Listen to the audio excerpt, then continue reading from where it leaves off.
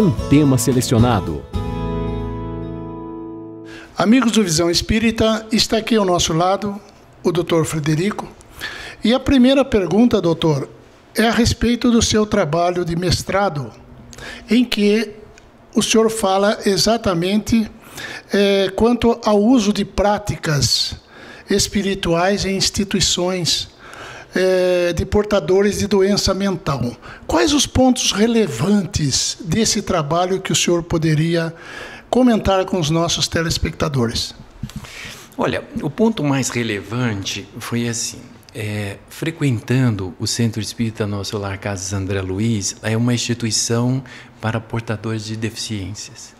E esses pacientes, na sua grande maioria, têm deficiências intelectuais importantes. Então, não tem uma capacidade de comunicação verbal como as pessoas que não têm esse tipo de deficiência têm.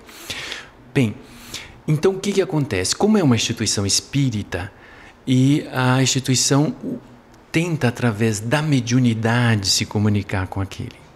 Porque a mediunidade, ela é, do ponto de vista espírita, uma condição natural no ser humano, que permite uma comunicação de seres humanos com entidades já desencarnadas, mas também com entidades encarnadas, né? Então, o médium seria aquele sujeito que tem uma sensibilidade à captação.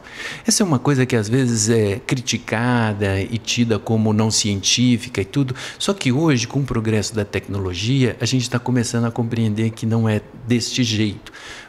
A gente pode pensar, por exemplo, na relação homem-máquina. Nós temos a primeira geração, que é a chamada de touch, né? Para eu me interagir com uma máquina, vamos pensar uma máquina como uma televisão, por exemplo. Eu tinha que ir lá e apertar um botãozinho e ligar a televisão, né? Eu tinha que tocar. Aí passou para uma segunda geração, que é a geração de voz. Eu já falo, televisão liga, ela liga. Ou seja, já existe computadores que eu peço para o computador para mudar de programa, ele muda de programa, ele já reconhece a voz. E a terceira geração é mental. Então, através do meu pensamento, eu ligo, desligo uma máquina, mudo de programa, interajo. Isso está em desenvolvimento hoje na ciência. Muito bem.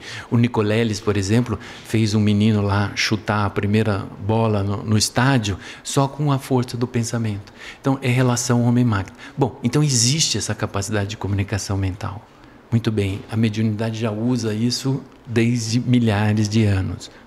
E aí eu quis olhar do ponto de vista científico se essa prática consolidada na doutrina espírita, milenar, ela poderia influenciar o comportamento e a clínica dos pacientes das Casas André Luiz. E o que observamos, fizemos um grupo controle para observar essas comunicações e tudo, e observamos o impacto. Conseguimos mensurar do ponto de vista científico o impacto tanto no comportamento quanto na clínica, não na cura da deficiência, porque isso não é possível, não alcançamos isso ainda, mas melhorava o comportamento. Pacientes que eram mais agressivos participavam de uma reunião mediúnica, ou seja, onde eles não estavam fisicamente presentes, mas eles eram representados por um médico, isso mudava.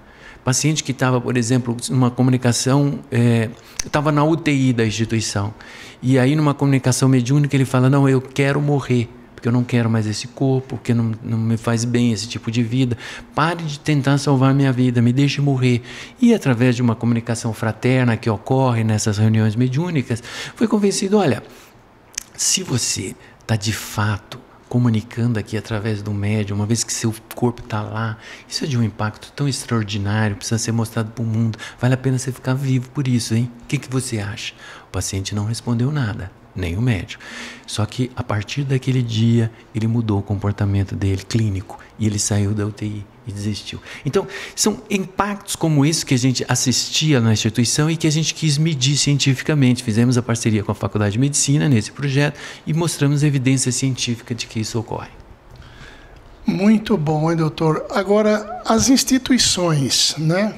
A gente sabe que aquelas instituições psiquiátricas que têm uma orientação ou na direção, assim, uma influência mais espírita, talvez não tenha resistência. Mas e as instituições psiquiátricas que não tenham, principalmente aquelas mais estatais, Como é que o senhor tem encontrado a receptividade desta sua temática? Então, no começo existia uma resistência maior, né? Como comentei recentemente em uma palestra aqui, quando eu submeti o meu projeto de pesquisa, de mestrado lá na Faculdade de Medicina da USP, que é uma instituição pública do governo do Estado, é a instituição de todos nós, né? Uma instituição laica que não professa nenhuma religião, porque não pode fazê-lo, na realidade, mas está aberta a todas, né? Essa é a grande questão. Ser laico não é ser contra nenhuma religião. Entendeu? É não ter partido, não defender exclusivamente uma. Então, permite que você faça estudos.